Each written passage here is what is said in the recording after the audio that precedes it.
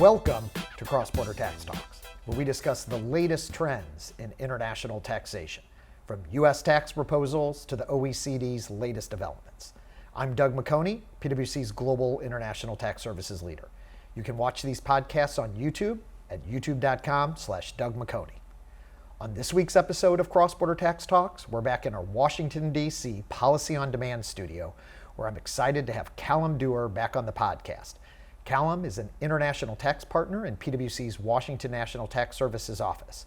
Before joining the U.S. firm over 10 years ago, Calum spent the first 20 plus years of his career working in the U.K.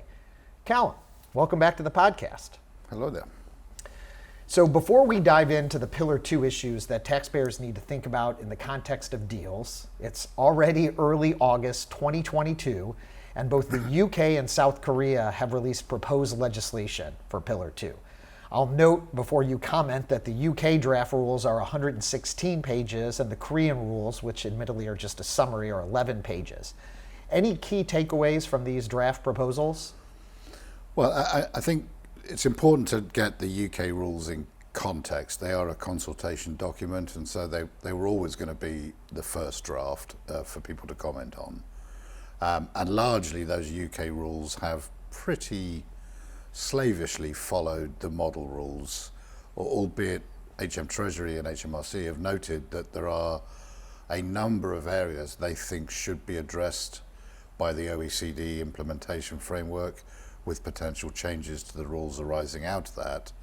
And what will be interesting to see is when the UK revises this draft legislation and moves it towards finalisation, if the OECD implementation framework has not got on board, then will the UK unilaterally make some changes to those model rules, which would then leave us a position where at least one jurisdiction has slightly different rules than the model rules, and what that mean for the operation of the rules. South Korea, I mean, it's pretty hard to comment on 11 pages of summary.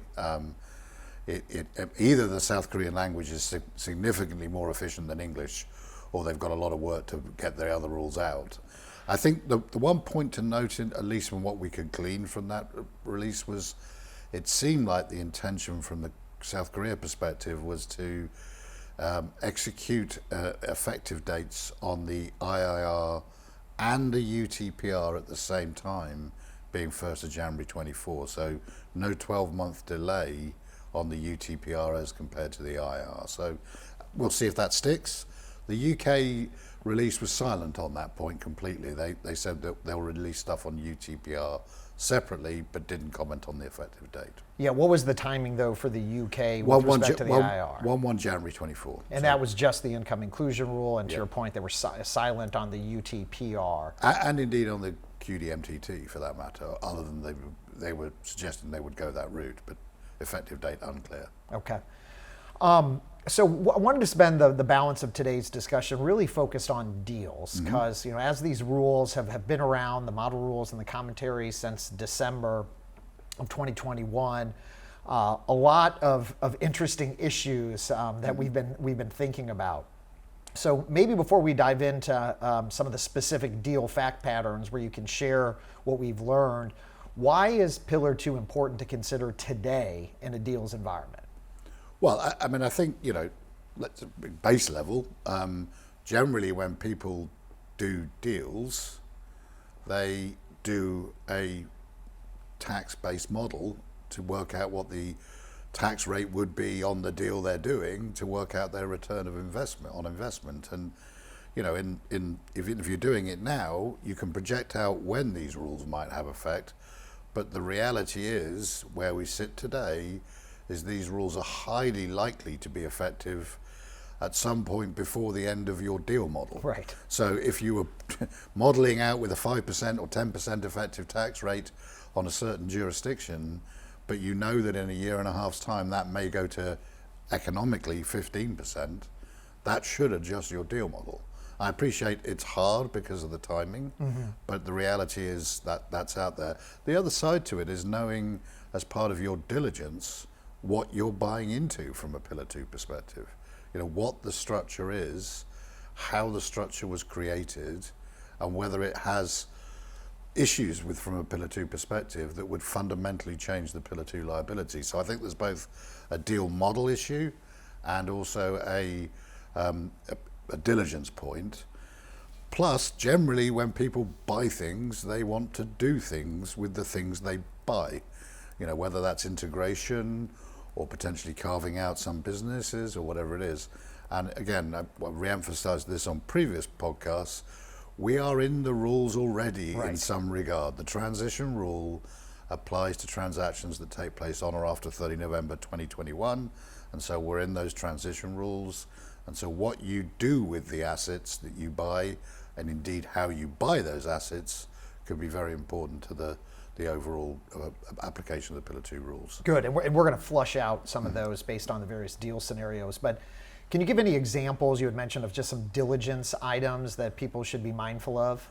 Well, I think, you know, you're going to want at some point in time, I mean, it depends on what you're buying into. I mean, if you're buying, you know, a corporation in totality, then you're going to have access to all the financial data once you've made the acquisition. So you'll be able to go back and look at transactions, balance sheets, etc., going into Pillar 2. But if you're doing buying a carve out, that may not come with the information you're going to need at some point in time to work out your Pillar 2 exposure on the things you've bought. So just that sort of thing, identifying where we're going to need data. Yeah, your point on that is that if you're buying a carve out, you may not have separately stated financial statements, GAAP, for example, or if IFRS or whatever, to be able to actually make the determination of what the history is for that kind of opening balance sheet for Pillar 2 purposes. Well, especially in the context of carve-out, because generally people will move those assets around to get them into the sales structure that they want to sell. And those transactions that moved it around, you're going to need to know what the basis was before those transactions, effectively for Pillar 2, at least the way we are understanding how they will interpret that. So a lot of data there, and then obviously, you know, how are you getting a low tax rate? You know, not knowing whether it's a preference that is going to be caught under Pillar 2 or not. Is it a refundable tax credit that's giving you a low tax rate, or a non-refundable tax credit? Or what losses do you have? Are those losses good losses for the purposes of Pillar 2? What deferred tax assets are you buying into, et cetera, et cetera? So there's a lot to think about in the diligence space. Yeah, I mean, it's really a whole separate diligence that needs to be done now to really understand what those go-forward implications are, particularly as it impacts the deal model and after-tax returns that investors are looking for.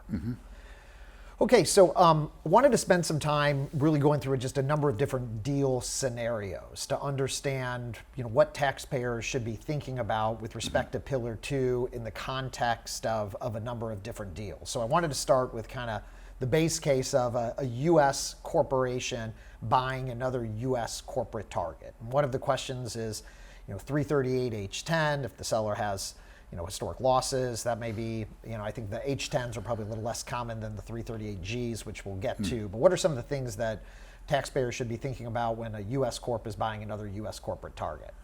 Well, I mean, let's roll back a little bit, because I think it's important to remember that Pillar 2 operates in a world of financial statement characterization and seeks to apply the rules to the financial statement transactions, and US tax disturbingly departs from that quite a lot. Now, whether that's because of check the box entities or whether it's because of things like 338H10, where US tax says, look, if you make this election for US tax purposes, we're going to characterize the transaction differently than from a financial statement or legal perspective. So if you think of something like a 338H10, from a Pillar 2 perspective, if a US company buys another US company, then there would be no basis in the underlying assets step up from the target. From a financial statement perspective. There may well be on consolidation, because you may well do purchase price allocation and step up the assets on consolidation, but Pillar 2 is very clear that any purchase price allocation basis step up as a result of consolidation is reversed out in the calculations going forward. So assume you buy a company that has self-created IP, then for US tax purposes, if you did a 338H10, you would be getting asset basis for US tax purposes, presumably amortizable under 197 over 15 years. But for Pillar 2 purposes, that amortization would not exist, which means that the existence of the US tax amortization would be dilutive on the US effective tax rate. Now, whether that's a problem or not depends on how big it is and where your US effective tax rate is before that adjustment. Because if you've got enough headroom, because your US tax rate is 25%, you could take an amortization deduction and not go below 15. On the other hand, you could go below 15, and you need to be aware there would be a top-up tax. Yeah, if you're taking the R&D credit, FDII, any all number those of preference, other all preference those, items that we've talked about. Yeah, so we've talked about those before. They're still there. There's nothing changed so far on that, as far as we know. Now, it is quite interesting that the Pillar 2 does have a deferred tax asset context. And what I've just said to you is, well, if you buy a US company and you do a 338H10, then for Pillar 2 basis purposes, I've got no basis. Well, if I had no basis before, I have no basis. But for US tax purposes, I definitely do get basis. Sure. And so the question then becomes, well, okay, I don't get a basis for Pillar 2 purposes, but do I create a deferred tax asset? And then when I release that amortization, do I release the deferred tax asset as a charge to the P&L each period and get a covered tax that way? Now that's interesting because there's a transition period, there's the pre-transition period, and there's the post rules having effect. And that analysis would be different in each of those periods, and is not entirely clear what the intention of the rules would be. But I think there is a reasonable position to say that if you're doing a transaction now and you do a 338H10, that you should get a deferred tax asset on the basis step up in the first instance. Now, whether that will be sustained when we see final rules being enacted by jurisdictions, we're just going to have to wait and see. Okay, so that's a U.S. corporation buying another U.S. corporation. Let's turn to what about a U.S. purchasing a U.S. LLC as a disregarded entity? Because I think the same principles would apply if we're acquiring a U.S. LLC that's treated as a corporation. But what happens when we have a transparent entity for U.S. purposes? Right, the point I'm about to make on this is actually relevant for the 338H10 situation as well. So again, you're dealing with legal analysis, financial statement analysis. And you know, even though for US purposes, if you're buying US tax purposes, if you're buying an LLC, you're deemed to be buying the assets. For financial statement and legal purposes, you're buying shares in an entity. So the base case is, again, no step up for Pillar 2 purposes, and an interesting discussion around whether you get a deferred tax benefit or not.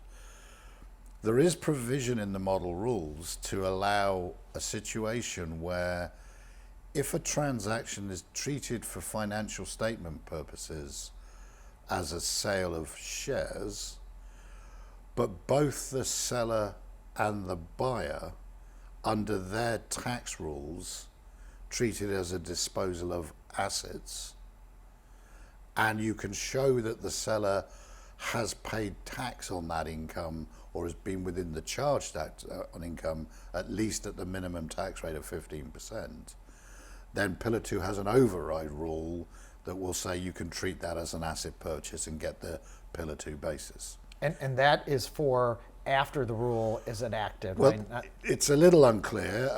As with much of Chapter 6, which sits in, there is not much clarity on whether these rules that determine basis in assets are rules that have effect only when the rules are in place, or are meant to apply those rules in the periods either before transition or during transition.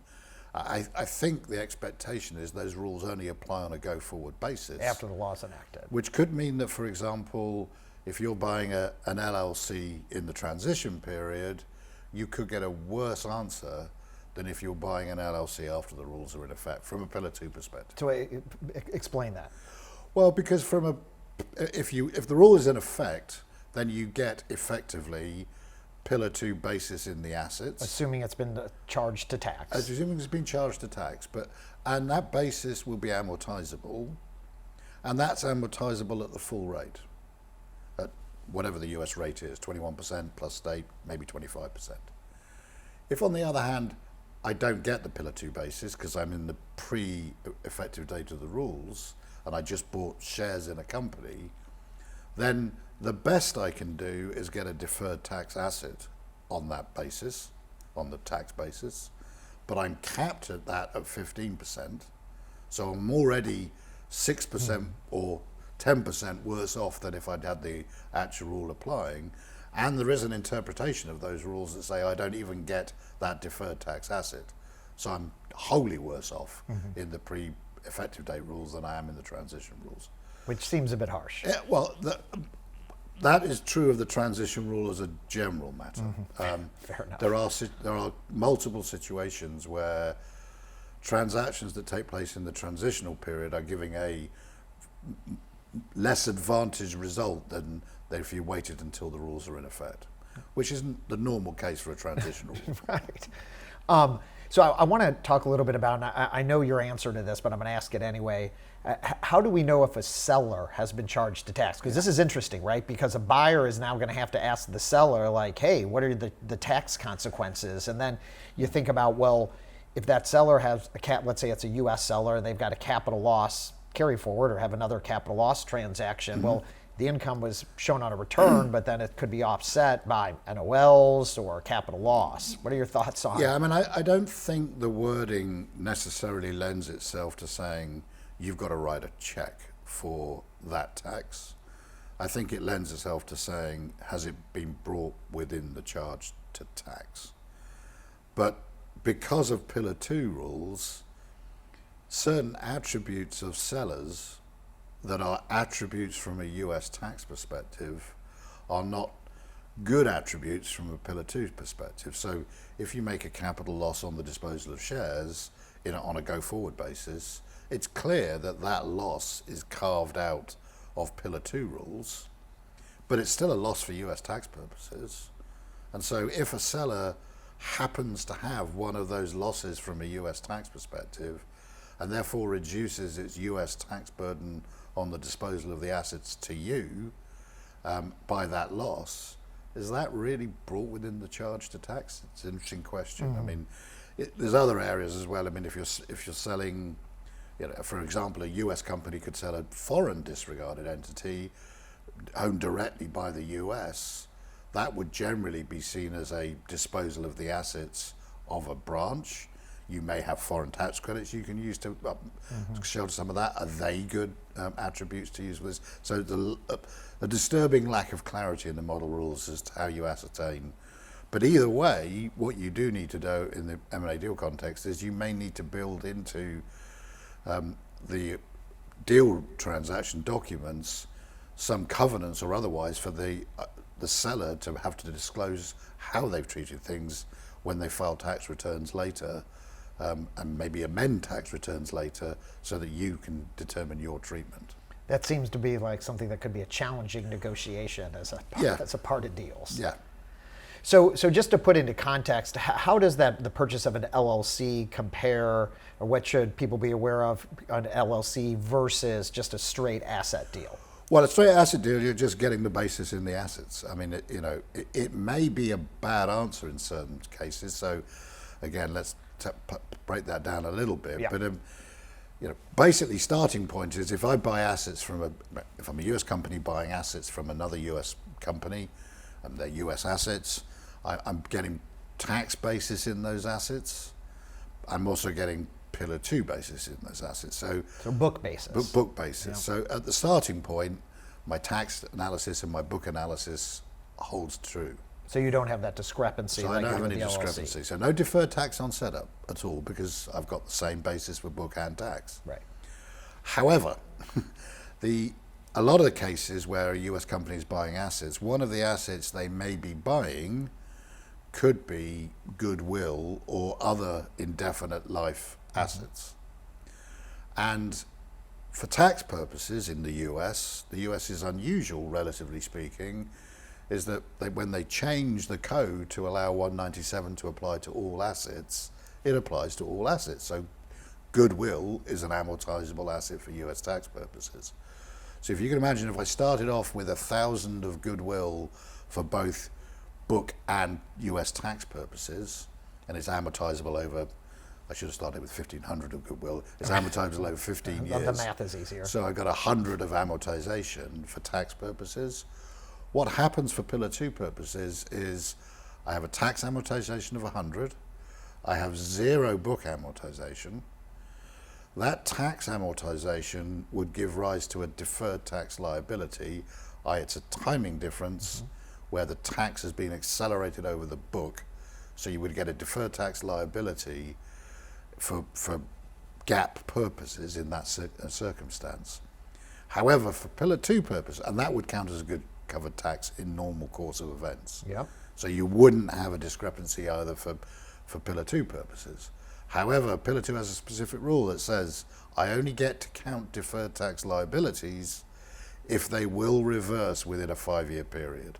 And given I've just told you it's an indefinite life asset for book purposes, indefinite is more than 5 years, and therefore it will not reverse in 5 years, and you don't get the benefit. So even on asset deals... And when you say you don't get the benefit, effectively it causes it to be diluted for purposes of your calculation. Yes. And that's true actually, in any situation where you're getting amortization for tax purposes but not reflected in the book, unless it's fixed assets, which that rule is turned off for tangible fixed assets, but not intangible. So it's there are areas you have to watch in the deal context. However you're doing the deal, assets are a little simpler than LLCs and 338H10s, at least in concept, but there's still footfalls available for everyone in that context. I mean, it's a whole separate model that needs to really be created using this Pillar 2 architecture to really roll through the calcs, and then you got to your point earlier, make the assumption if you think the rules are going to come in, when do you think they're going to come in? Yeah. So let's talk about now foreign acquisition. So how about a U.S. purchasing a foreign CFC, so a foreign corporation? Is that being purchased through a CFC or directly by the US? Let's start directly by the US. So if you're just buying a foreign company and the US isn't doing any 338 or anything at all on it, then it follows like a US domestic corporation. You're not getting a step up in the basis of the assets. If, however, the US acquires a CFC from a third party and makes a 338G election, which is not unusual in qualifying transactions. Historically, I think that was kind of the base case. We usually said make a 338G election. Then for US tax purposes, a fiction kicks in again, and the fiction is that effectively you've acquired the assets into a CFC, and therefore you get US tax basis in all of those assets at fair market value, whatever it is. Now, for Pillar 2 purposes, again, that fiction has no relevance. So for Pillar 2 purposes, you are buying a company. There isn't a step up in the assets. Even if there is a step up from a US GAAP consolidated perspective on purchase price accounting, that is reversed out. And probably for local tax purposes, there's no step up either. So there would be no deferred tax booked at that level. Because generally when you buy a foreign company, the shares in a foreign company, even if the US has a fiction of a deemed asset acquisition, that fiction is not respected by the foreign jurisdiction either, and so there'd be no step up locally either. Right, that 338 election really only has applicability for purposes of computing your guilty. Yes. Right, and then there's the question of have companies, are they booking deferreds for guilty? I think historically many have not. Most have not, I think, is the honest. And we don't know where we're going to get to on whether we have to account for Pillar 2 as a period cost or on a deferred basis as well. So that's a remaining uncertainty. Where that does get interesting, or would have got interesting, or maybe still will get interesting, is when the OECD decides whether the status of guilty in the world of Pillar 2.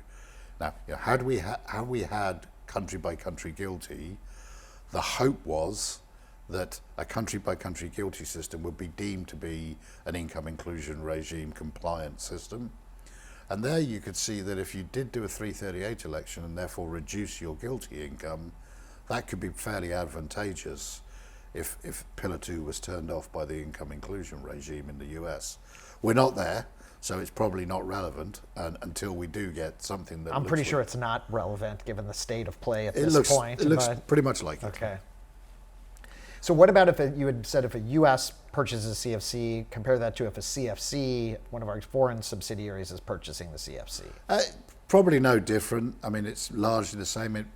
You get the question is, have they bought it as a disregarded entity or from the seller, and is that an asset acquisition for US tax purposes? But again, that's not really important for the jurisdiction analysis of where the CFC is, because that's just a fiction for US tax purposes. Yeah, said another way, if a US CFC is buying a disregarded entity, then we have the same issues that you articulated if you buy a CFC and make a 338 election, because it's really this fiction from a US perspective that allows you to get a step up for purposes of computing your GILTI income. Now, where it can get interesting is if you do those elections and then you bring that IP back to the US, because now you've got basis in that asset, which you really are getting deductions for on your US tax. We're going to come back to that, because I think that's a very important point, and I want to spend a little bit more time with it.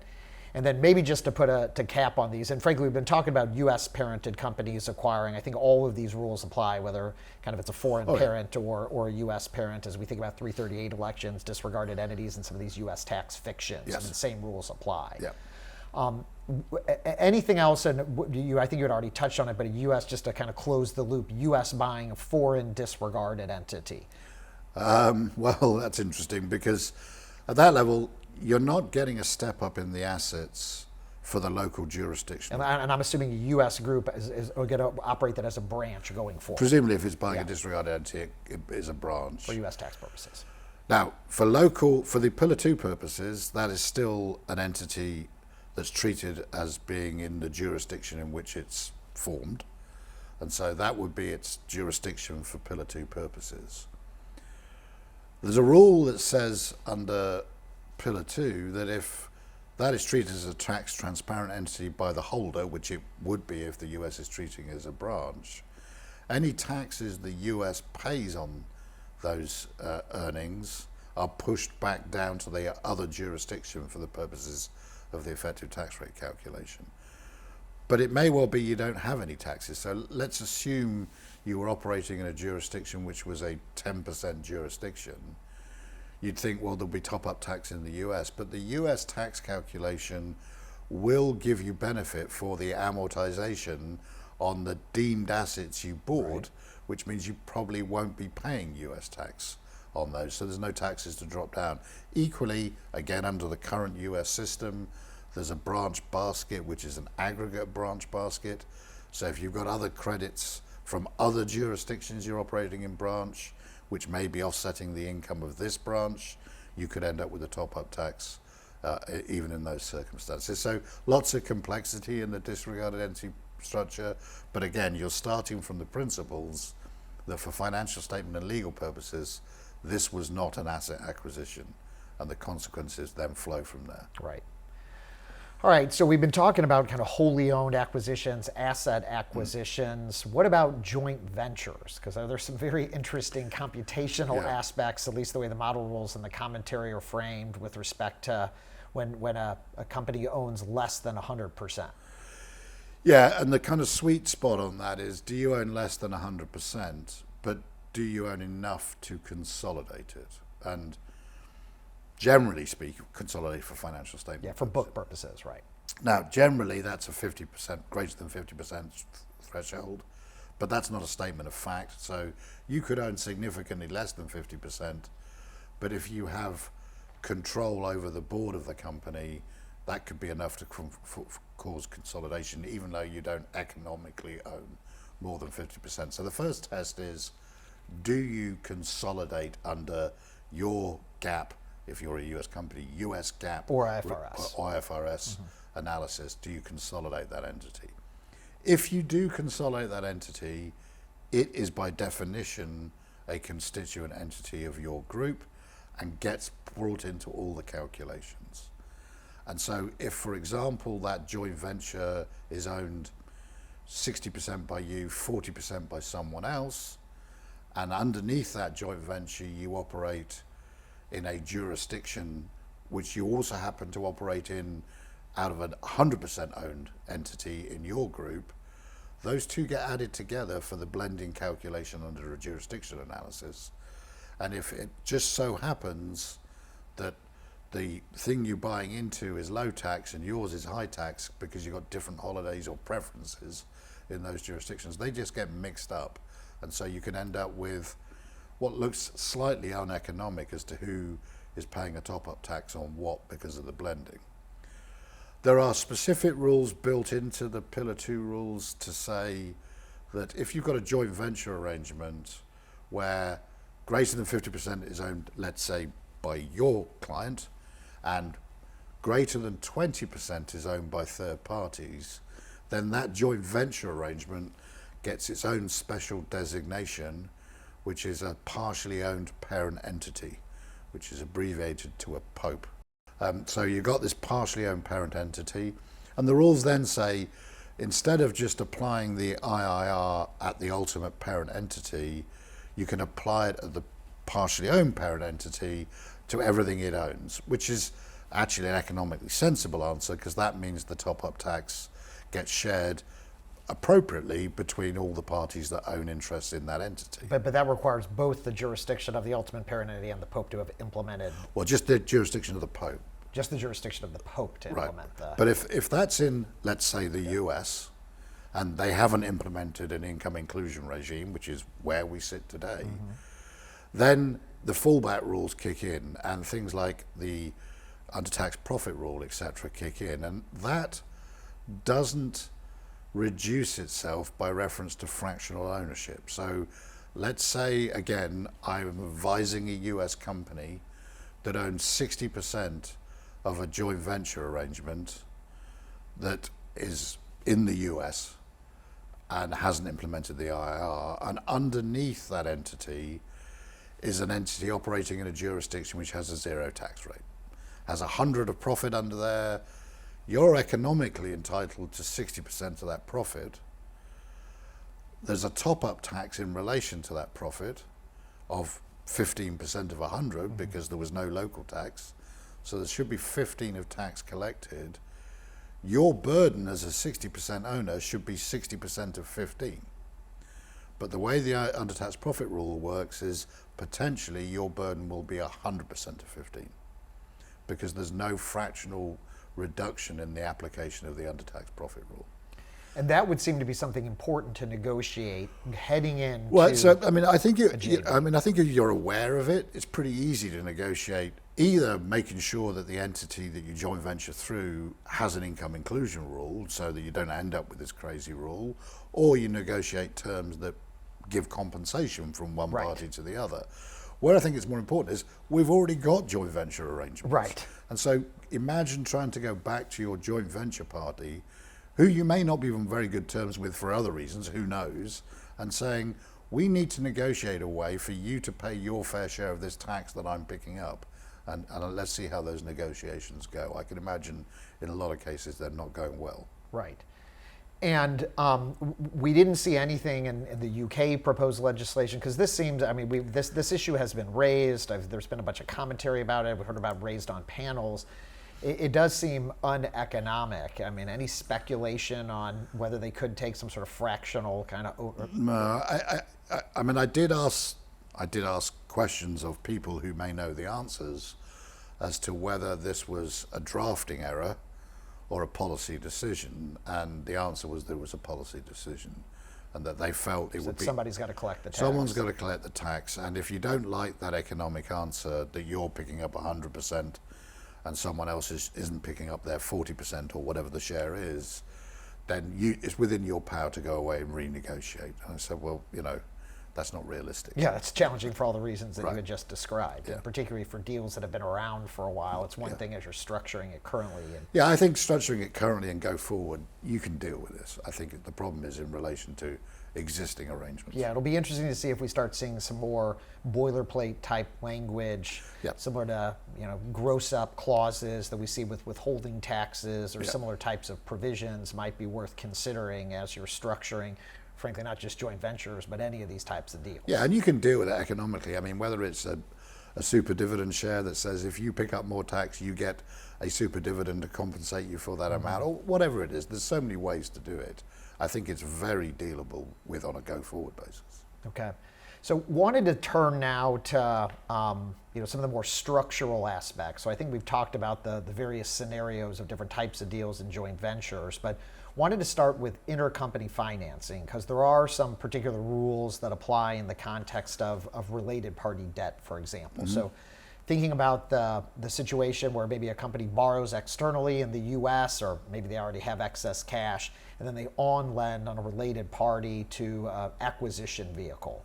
What should we be considering from a Pillar 2 perspective on intercompany lending? So I think the point you're referring to is within the Pillar 2 rules, there is an anti-abuse rule that applies to intergroup financing. And what that rule says is that for Pillar 2 purposes, for the purposes of the Pillar 2 calculation, if I've got a low tax jurisdiction that's borrowed money, so if I'm operating in, Let's say Ireland. You've set up an Irish acquisition company to buy either Irish assets or an Irish CFC. Yeah, and I'm low taxed. I mean, Ireland is less than 15%. Let's assume that for these purposes. Then you'd expect the Pillar 2 answer to be, well, whatever my income was in that jurisdiction, I get to reduce it for the interest expense that I borrowed to get to a net number on which I then do the Pillar 2 top-up calculation. And that's what the Irish tax would probably do. In other words, you get a deduction locally for Irish tax purposes, so you would be paying Irish tax on an after interest number in most cases. Yeah, subject to their interest limitation rules or whatever. But just there's so assuming much- that that's deductible. There's so much nuance here, it's untrue. But so as a starting point, that's what you expect it to be. But there's an anti-abuse rule that says the interest-paying jurisdiction, so in my case, Ireland, does not get to count the deduction if it's been lent from a high tax jurisdiction but has not been brought within the charge to tax in that jurisdiction. I'm paraphrasing words there. But we're back into this charge to tax concept. And when we originally saw that rule, we thought it was kind of pointed at where you were treating it as equity in the lending. If you're trying to do some type of hybrid instrument. Hybrid for book purposes or whatever it was. That's what we thought it was pointed at. And I think it does still affect those. But what's become clear as these has been discussed and the OECD have presented on these at various consultation processes is they also believe that if it's not taxed in the recipient as a result of brought forward attributes of a certain type, then that will also cause the denial of deduction. And the one they focused on, at least in their commentary, was, for example, if I have losses that have a full valuation allowance against them, and I'm using those losses, releasing the valuation allowance likely, I'm using those losses that I would not otherwise have used without this interest income, then that is not a good income inclusion. Equally, things like 163J or the European variants thereof, like interest cap rules, where you've got interest expense that is carry forward, not deductible on a current basis. If you suddenly introduced interest income into that jurisdiction, then you release the carry forward interest expense dollar for dollar because it's a net interest restriction. And again, they're saying in those circumstances, you would not have been able to use that interest expense were it not for the lending, and therefore we don't think that's properly taxed. So for US companies, if you're going to lend down from the US because you've got excess interest expense or NOLs in the US, and you're lending down to jurisdictions that might be low tax because you're saying, well, at least I can get a deduction for interest against the Pillar 2 calculation. Be aware that you may not be getting an interest deduction. Right. And the other thing, we used Ireland as an example because it's 12.5, but we'll remind listeners that it could be in a jurisdiction that has a statutory rate significantly in excess of 15, but for all the reasons that we've discussed over these number of podcasts, that they may be below 15%. Yeah. And so you can't take that for granted. You have to do the calculation, figure out, is that borrower, the acquisition company, after they buy assets or whatever, are they potentially high tax, or are they potentially low tax from a globe perspective? Yeah, I mean, the definition is, are you low tax before you take the interest deduction? Right. Effectively. Right. Okay, so wanted to get to, you already teased to this point on IP movements. And so wanted to talk a little bit about what are some things that listeners should be aware with respect to post-deal integration. And I think one of the challenges that we've seen is IP migration. So for example, I think it is relatively common for US multinationals to acquire a foreign target because it holds some specific IP that they are interested in a particular market. And then I think it's also relatively common to then take that IP and then move that IP somewhere in the structure, whether it's back to the US or foreign principal, wherever they are developing that type of intellectual property. What are some of the Pillar 2 things that we should be thinking about as part of moving IP around post-deal? Well, so I'm assuming we're in the transition period. Yeah, let's start with the transition period. Which we are at the moment. Yeah. I think what you have to remember is if you're in the transition period and you bought a company, then irrespective of what the fiction was from a US tax perspective, for Pillar 2 purposes, you have zero basis in that IP asset, assuming it was self-developed, no basis in the person you acquired. So you've got zero basis. And what the transition rule tells you is wherever you transfer it within the group after the deal is done, you don't get basis in the transition period. Even if you paid tax locally? Even if you paid tax on it. No relief at all, at least in the transition rule as currently drafted.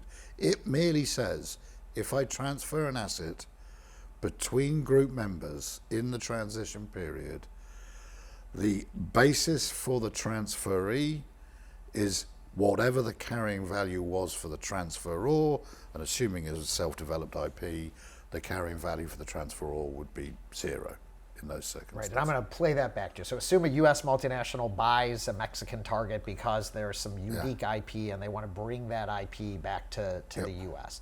They sell that IP out of Mexico, they pay full Mexican tax on it, but then for Pillar 2 purposes, they don't get any basis in the US for purposes of doing that Pillar 2 calculation. Under the transition rule as currently drafted, that's right. They did not distinguish between a transfer that was taxed fully at probably above 15% and a transaction that was not taxed at all. Now that's been pushed back on pretty heavily by a lot of people, and we understand that people are thinking about whether there should be some relief in there. But at the moment, the way the rules are currently drafted, no difference. It would seem to be a reasonable exception that if you paid tax at an appropriate rate for the transfer of that asset, that you could get a kind of equivalent basis. Right. And maybe even irrespective of what that statutory rate or what that basis might be. Well, maybe if, for example, the rate happened to be 10% and they want a 15% threshold, then at least give us 2/3 of the basis. Right. I mean, it's not that hard to do the math on that basis. So that's the starting point. So you don't get any Pillar 2 basis or book basis by transferring it around after acquisition. And that is today. I want to state again. We are in the transition period where it's like, well, Pillar 2 doesn't even apply yet. Well, no, it doesn't apply. But the integration transaction that you're doing today could have significant future consequences. Now, let's assume you then transfer it to a jurisdiction that has a 15% tax rate. I'll just use that as a base level. But that gives basis in assets acquired, even if they're acquired from a related person. So you transfer it to that jurisdiction, then for book purposes, you're saying? For tax purposes. Okay. So you transfer it to that jurisdiction. You would expect in that jurisdiction on a go-forward basis that you would pay tax locally on the after amortization number, whatever that number is. unless that was 15%. So let's assume, just for the purposes of this, you had 100 of income, your amortization for local tax purposes was 75, you therefore have 25% tax, 25 taxable profit, and you would pay 15% locally on that 25, whatever that number is.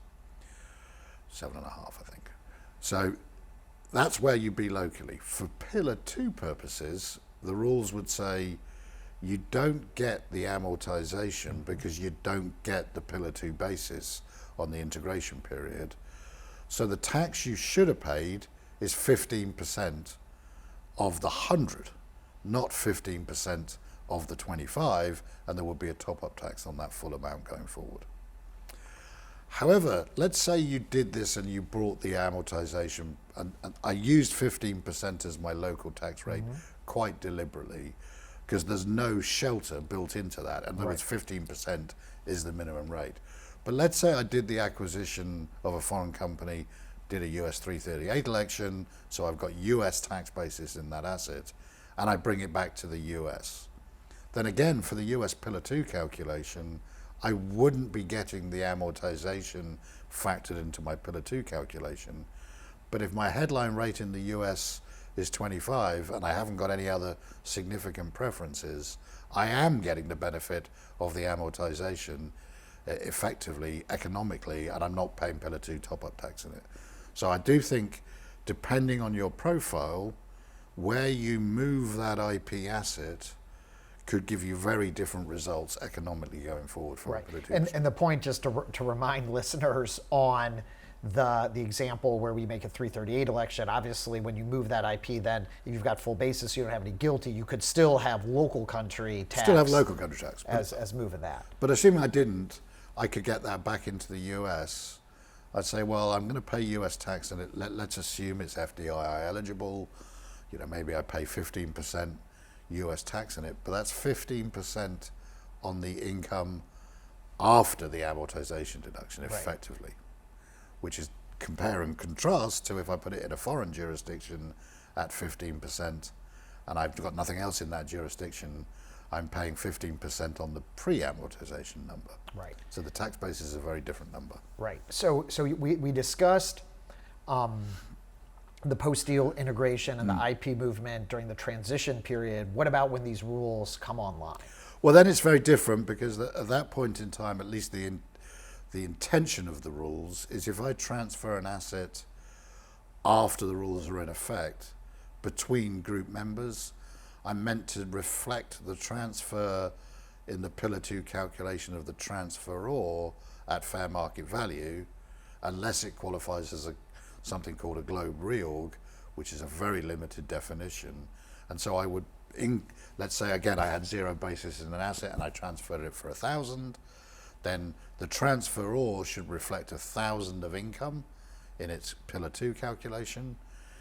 If it paid no tax locally on that transfer, because it was maybe subject to some exemption or capital asset or whatever the case might be. Yeah, then I would pay Pillar 2 top-up tax of 15% of that 1,000, 150, but I do get basis in the transferee jurisdiction for Pillar 2 purposes. So I get to reflect that asset at 1,000, and I get to amortize that asset over the life of the asset under book principles. Under the book principles, but I mean the fact is you'd be paying a hefty toll charge, if you will. That's probably not the right term, but you'd be paying a big globe. You'd have a bunch of globe income and pay tax in the year of that transfer once these rules come on. Right, but it, you know, if your business model is, and some people are, you know, I buy IP rich companies and I integrate them into my business, and I just pay the local tax to transfer it when I get it. And some people do that. Right. But and you know, that analysis that you just went through could inform, if a company is doing a deal next year before these rules come online, what the timing of that transfer might be. Whether you'd want to do it during the transition period, or whether you'd want to do it during the once these rules come online. Yeah, because in effect, I mean, if you've got a 15% tax locally on transferring that IP, and you're willing to pay that check for that because that's your business model, is I bring IP back to the mothership in the US and I integrate it or whatever, and I'm just going to write that check. If you do it in the transition period, you're writing that check and not getting basis for it. If you do it in the rules that are in effect, you're writing the same check, but you're getting basis for it. Right. What advice do you have? I mean, these were mind-numbingly complex rules that we just went through. I'm guessing that some of our listeners may need to listen to this again because, I mean, these are really significant consequences, particularly in the deal space. But what general advice do you have for investors, taxpayers, advisors that are looking at deals and how to try to manage this entire process? Well, I mean, obviously there is a threshold number here. I mean, you've got to be a certain size to be in the Pillar 2 rules in the first place. That's fair. Yeah. 750 million euros, is a relatively big number for a lot of people. So that's a big carve out. But if you are in the rules, if you're capable of being in the rules, or you think you might be over a reasonable period of time as your business grows, I think the only advice I can give is you really do need to start paying attention to these rules now. Transactions you are doing now, whether they are third-party acquisitions, joint ventures, or whether you made the acquisition a couple of years ago and now you're integrating it, all of those are in play as a result of the transitional rules, and how you do them or how you did them could materially impact your potential exposures under Pillar 2 going forward. And there isn't an easy answer to this. These rules are incredibly complicated. They are tortuously written, and we have found as we work through them, they are full of ambiguity, and sometimes they're full of interpretation that you couldn't even read into it if you tried. Right. So it is important to understand the nuances and what the intent of the rules was perceived to be to actually contemplate how you deal with them. So unfortunately, I think you do have to get yourself up to speed or phone a friend. All right. Well, Calum, always insightful. Thanks for coming on and sharing your Pillar 2 wisdom. Okay. So thanks for tuning in to this week's episode of Cross-Border Tax Talks. Thank you, Calum Dewar, an international tax partner in PwC's Washington National Tax Services office. I'm Doug McHoney, PwC's Global International Tax Services leader. Stay tuned in 2 weeks for another exciting edition of the Cross-Border Tax Talks podcast.